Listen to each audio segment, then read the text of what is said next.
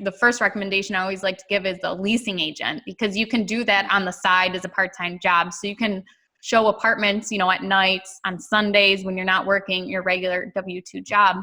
And you'll learn so much just from showing apartments. And I really don't do a lot anymore. But when I first started, I did everything from cleaning the apartments to showing the apartments to the leases to managing everything, and it's just, you'll learn a lot from meeting the people. You'll start to learn what they look for in an apartment, what they like. You'll have access to the leases.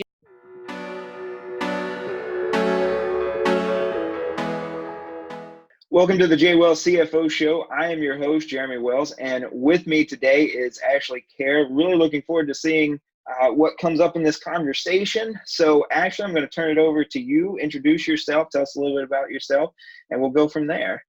Okay. Hello to everyone listening. I'm super excited to be here today. I'm from Buffalo, New York, and I have rental units, buy and hold in Buffalo. I live on a dairy farm with my husband, and we have 3 little boys that are 6 and under. So we stay really busy. But I started getting into real estate investing about 5 years ago. I bought my first duplex, and I started with a partner. And from there on, I've had 2 partners and then have gone out on my own. So what made you say one day I want to start owning rental properties? When did that happen, and how did that happen? So about 7, 8 years ago, I worked at a CPA firm, and I was fresh out of college. I had my accounting degree, and I lasted about 3 months before I put my 2 weeks notice in. And I was going to be a stay-at-home mom. I got pregnant, and my friend from high school, her dad, was looking for someone to manage one of his units. And I sat down with him, and he's just like, it'd be part-time. You can do it whenever you want, make your own hours. So I said, okay, I'll do it. And it started out with just a 40-unit apartment complex. And fast forward to now, it's now like 130 units I do for him. But I just was doing that from him, and I kind of built a property management company for him from the ground up. And I saw what he was doing, and I knew that I could do it too. So my first partner was actually his son. So I said, look what your dad is doing. This is the amount of money I think we would need, and this is how I would do it. And I just kept talking to him about it. And then when a deal finally came up, I took him to see it, and we ended up buying our first property together. Very cool. Very cool. I have to ask, being an accountant, what were you doing in that firm? I was a staff accountant. Okay. Gotcha. Yeah. Gotcha. So, did you intend to go the CPA route? Was that the plan until this happened? I actually took one part of my CPA test. I took one, and I passed it, and then I started studying for the second part, and I just was like, this is not for me. Not right.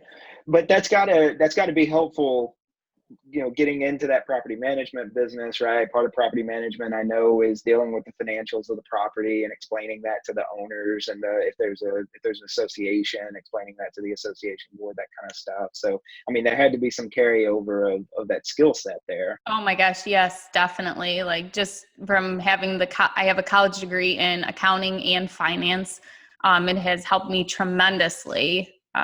Just looking at, other people I work with that don't have that accounting business background and their rentals, and like just how they don't understand all the numbers. And I do some bookkeeping on the side too. So yeah, it's strange when you get into accounting, you realize that not all accountants are good business people, right? Like you can understand how accounting works and not be very good at understanding how business works. But then at the same time, you have a lot of business owners that have no idea how the accounting works, no idea what the tax implications of the moves they're making, but they're really good at their business. And so it's always great when you see somebody that's able to bring a little bit of both of those together, and it creates a pretty powerful combination. So why did you decide going into this that you wanted a partner? Why not, if you had, the best of both of those worlds, why not just go into it on your own? What did that partnership allow you to do that just trying to go out on your own maybe would have held you up more? So I didn't have money. Then my husband and I, we both had, a mortgage. We had our loan payments or our car payments. We had my student loans. He had about 3 equipment loans on the farm. And so my first partner was, he put the money in. So we were able to pay cash. And since then, just with my real estate, we've been able to pay down all of our debt. The only thing we have left is our mortgage, and then we have $5,000 left on a skid steer to pay off. So you were able to get into this with no money, essentially, is what you're saying. Yeah, exactly. Not only no money, but debt. Right, and just the cash flow and the equity I built, I've been able to use that money to pay off our personal debt. It's been a great ride the last 5 years, and how much our life has changed. And just to be completely transparent, 5 years ago, we had $4,000 a month in loan payments. Mm-hmm. And now we're down to, our mortgage is $1,200, and then our skid steer is $500. So, and that we're going to probably pay off next month. But it's just amazing what real estate has done for us and for our family. And it all started with just having that partner. And I'm so grateful to him to trust me to, buy our first duplex. And, he's made out well from it too. So is that, would you call that just sort of a blanket recommendation that if somebody is just getting started and in a similar position to you where, they don't really feel like they have the capital on hand to go make this happen, just go out and find somebody that is willing to work with you. Maybe you bring a different skill set, they're bringing in the capital, but you're bringing in some other skill set that they're lacking, and form that partnership instead of saying, well, I just can't do it, or I got to go to a bank and, this kind of stuff. Yeah. And I do agree that it's hard to do that, to find that person. And the reason I had this person was we grew up together. I was friends with his sister, so he knew me. And then he saw what I had done for his dad, over the 2 years that I had started working there. And so I'd really built a good trust and foundation with him to do that. And you're not always going to find people like that. But I met another guy that we never ended up doing a deal, but I put together a portfolio of just what my personal financials were to show him my financials are stable. I'm not going to use your money to, do whatever with, but, right. And then I put together other deals I had done and showed what the cash flow was, what the return on investment was. And I put all this just in a binder for him. And I actually printed off Bigger Pockets calculator reports and put those in there. But I think just if you're going to approach someone to be your partner, you have to really give them as much information as you can, but not overwhelm them. Do a little bit at a time. With my first partner, it was, just a casual conversation. And then, every once in a while I'd send them a property and say, hey, I think this could make, this amount of money, but not ask him to go look at it, not ask him to give me any money. And I just kind of planted that seed with him and gradually built up to, hey, let's go, we've talked about it enough. Let's go look at this house today. And then we bought it.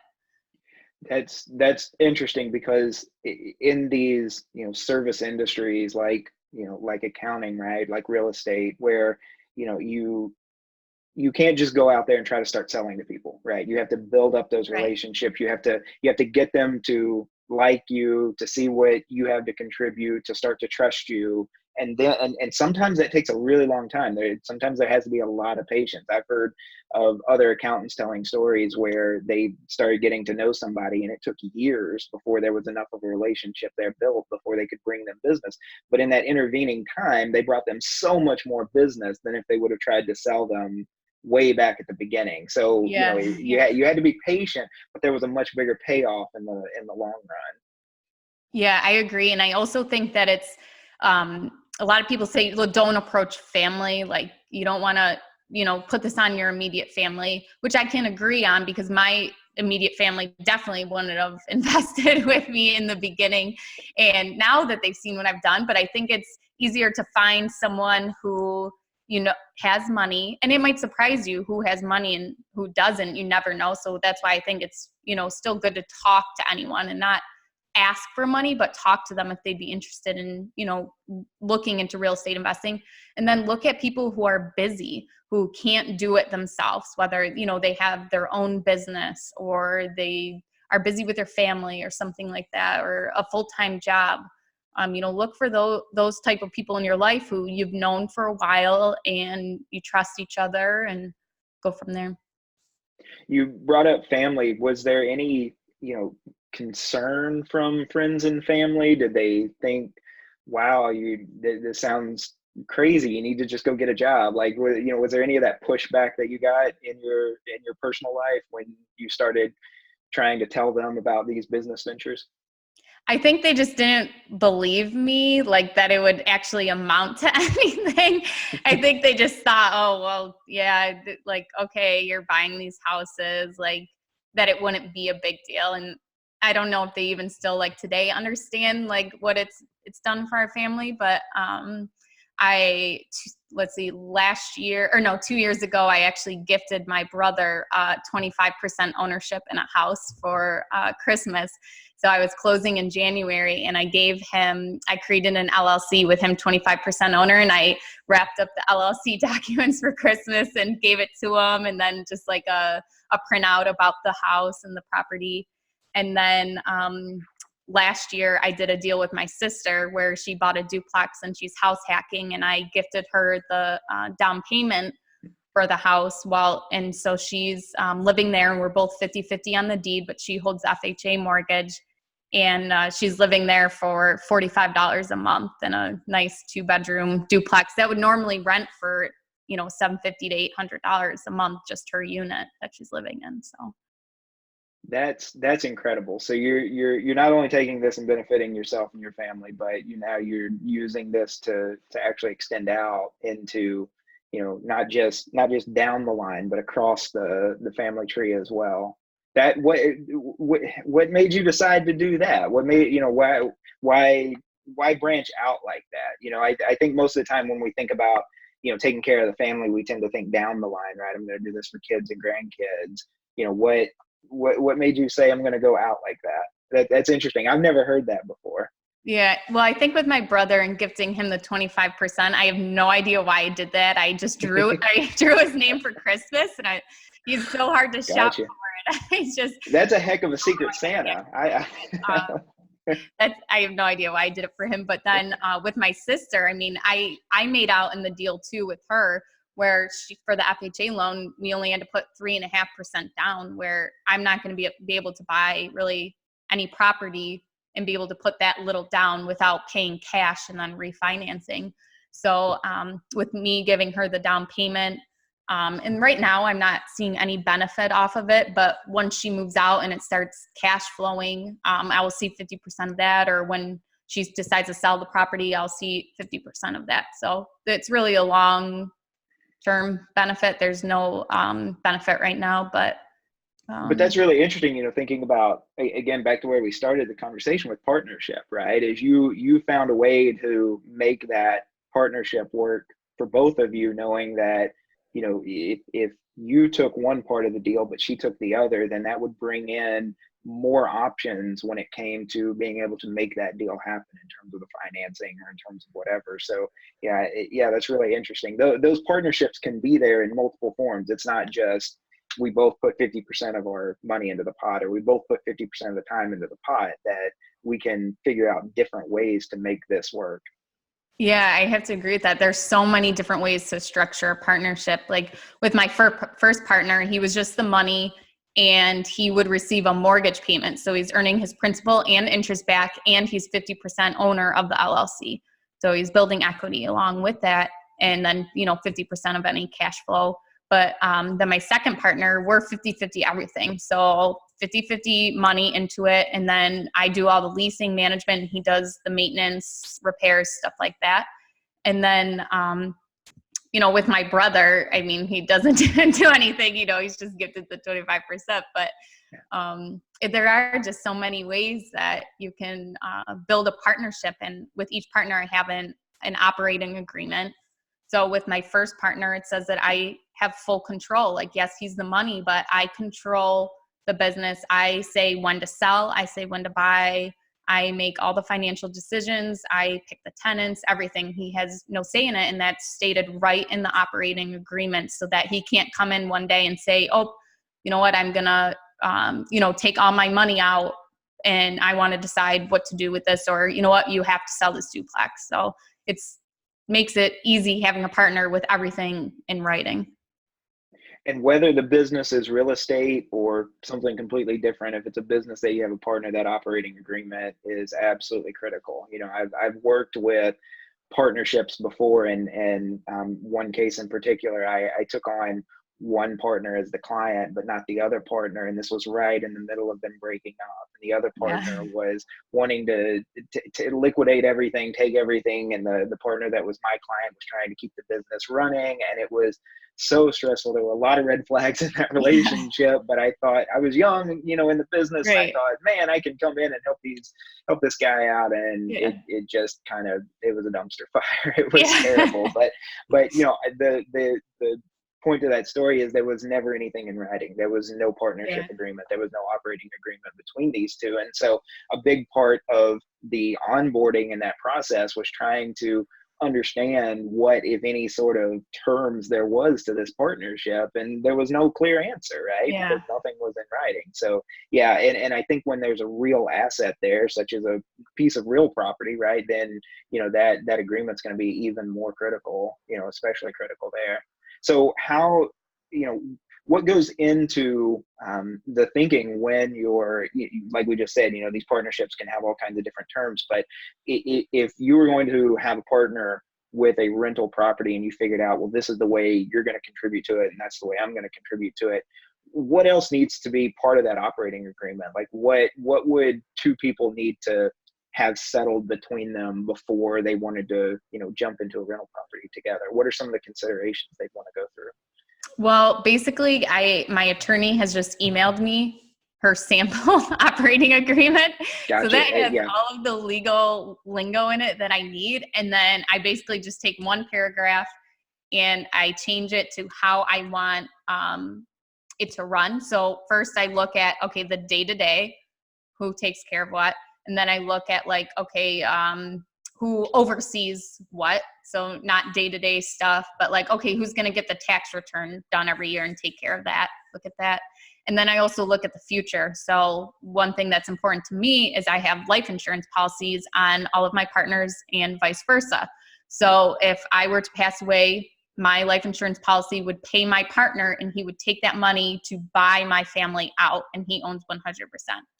I've agreed with both of my partners that we don't want to have to run a business with each other's family. They don't want to run it with my husband and my kids, and I don't want to run it with their siblings. So that is one thing that's really important to me, is to have those life insurance policies in place for anything future. I think that's a brilliant approach, right? Again, thinking about, a lot of clients is that they only think in terms of while they're running the business, right? They're, and so trying to push them into doing some succession planning, right? Thinking about, and I think there's this assumption of when I go, so will the business, right? But no, there will still be a brand there. There will still be a client list there. There will still be assets there. There will still be a bank account there. There will still be that relationship with the accountant, with the attorney, right? There's still a lot there that now this business is a separate legal entity is still going to hang on to. And so we need to do some planning to set this up. And I love this approach of, thinking about not just, what's going to happen to the business if one of you passes, but thinking about how is this actually going to affect the families, right? Because we don't, this would just be an extra layer of estate planning that would have to go into play. And so we'll just avoid all of this and make it easy for the partner to buy each other out if that happens. Yeah. And I know my husband has no interest at all in taking over the rental properties or anything like that. He would just rather, the cash buyout. And along with the life insurance policies, we have a buy-sell agreement too, for each partnership if we decided to sell, each one has, basically a right of first refusal, where if I want to sell, they have the option to buy me out before I sell to another party. And then they can't sell their ownership interest without my approval of the new partner, or I have right of first refusal. Gotcha. No, I also like that part where, you go into this partnership knowing what your spouse is going to think about, what would happen with this business without having to get that spouse involved, because I've also interviewed a couple of, couples that they both work in the same industry, they form the business together. And so, during the day they are business partners, and in the evenings and on the weekends, they are life partners, right? They are spouses, but you figured out a way to make this work where the spouse doesn't have to be 50% of the business with you, but it still works for you. Right. And I like that approach. I like that structure to where, you don't have to rope the spouse into the business just because you want to go out there and do this. So, for those married couples out there that want to, where one spouse wants to start a business, but the other one's not interested, there are ways that you can get around that. Yeah, absolutely. Absolutely. Good deal. So, what are some of the challenges that went into forming these, partnerships and finding, getting started with these businesses? Because you said you had, somebody in mind when you first got started, but, was it just all of a sudden there was this business? Like what did you have to go through and figure out along the way as you were building these partnerships and these businesses? Well, it definitely helped for my full-time job working for this other real estate investor, managing his dealership or his rental properties. He had a couple businesses. He had a laundromat, a couple auto dealerships, a liquor store, a bunch of different things. And I kind of became like his personal assistant. And I saw what he has set up, and a lot of the things that I've built my businesses on is based off of his. Just so like the LLC formation, his attorney actually taught me how to do it.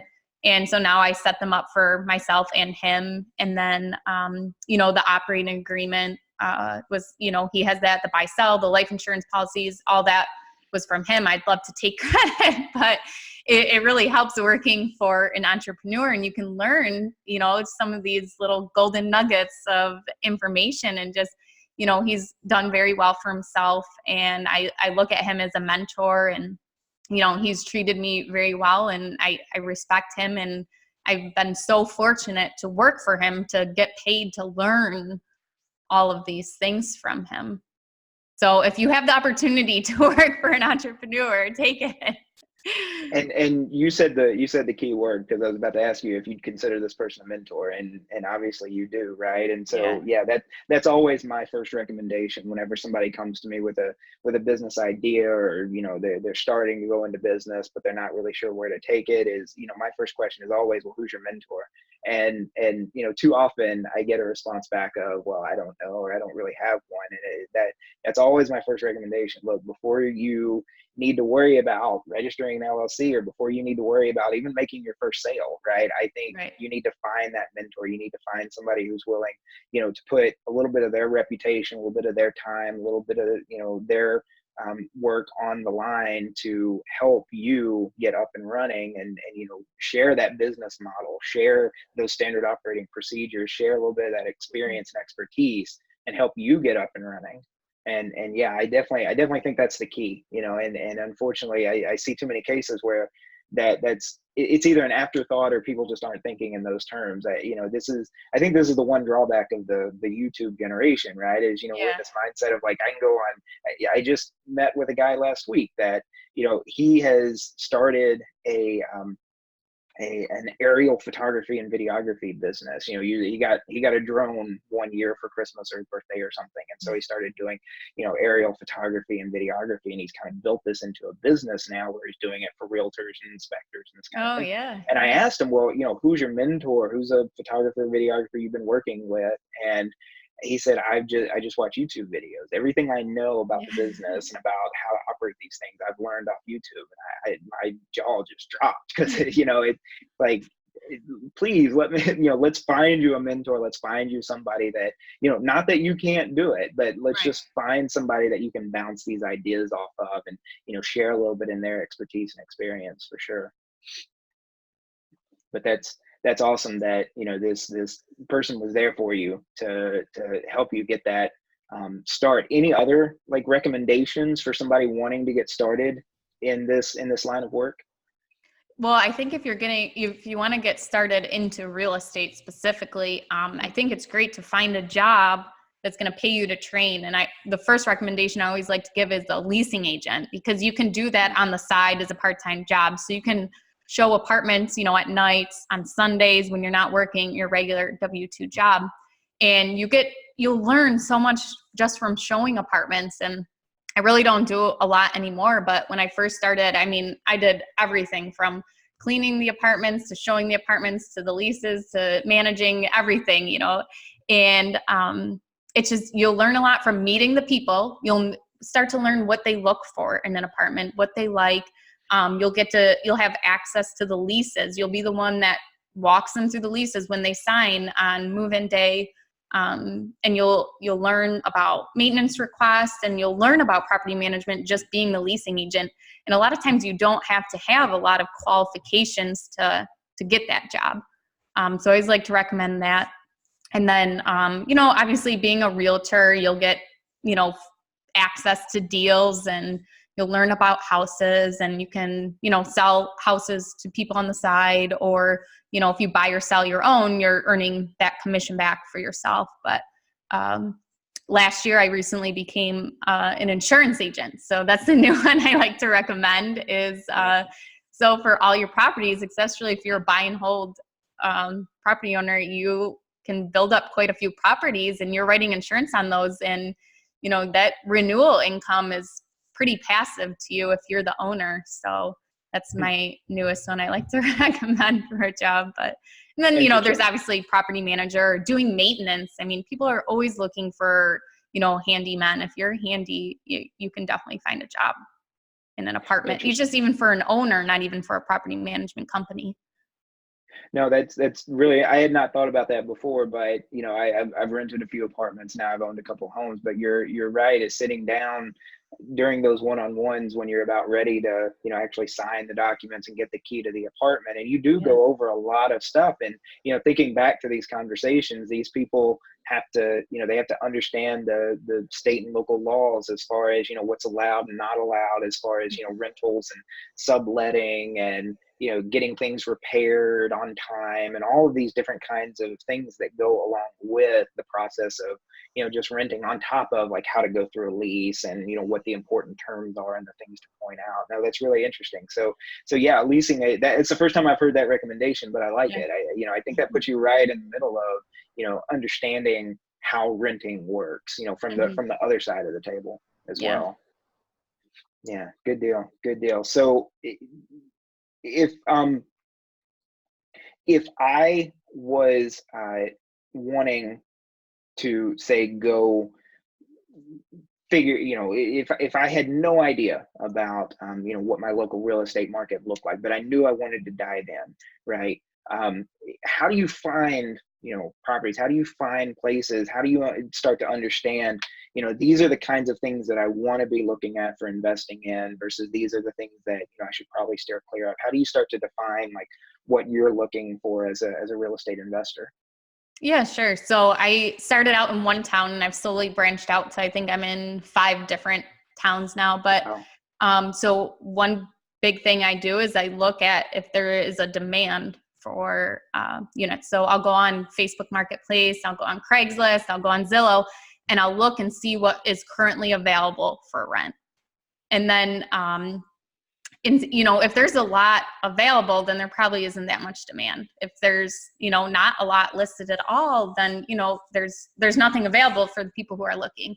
One recommendation I have heard someone tell me, and I can't remember who, but I haven't done it yet, but what they actually do is they do a test post, which ethically might not be right because you're not really giving anything out, but they'll list an apartment in that area and then see what kind of response they get. And then they just kind of tell the people oh, sorry, it's no longer available or whatever, but it gives them an idea of, how many people are actually looking in that market.